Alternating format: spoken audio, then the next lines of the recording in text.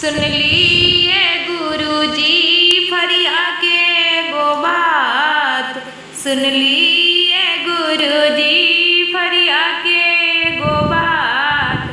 आई लहराई दीही झंडावा के पात, आई लहराई दीही झंडावा के पात। सजे फूल फुलवाड़ी से तिरंगावाना, सजे फूल फुलवाड़ी से तिरंगावाना। ए सखी झूमी झूमी, ए सखी झूमी झूमी गावत गीत गानावाना। ए सखी झूमी झूमी गावत गीत गानावाना। लहराई के झंडावा देश जगमगाई न, देशवा के शान पर चढ़ी चढ़ाई न।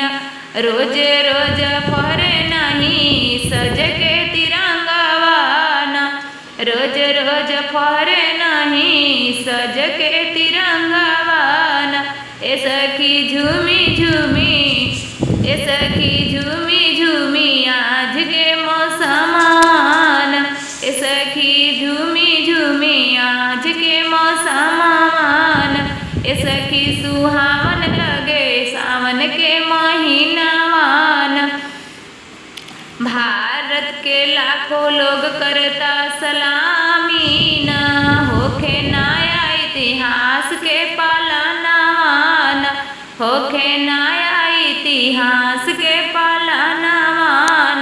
ए सखी झूमी झूमी, ए सखी झूमी झूमी गावत गीत गानावान। ए सखी झूमी झूमी गावत गीत गानावान। ए सखी झूमी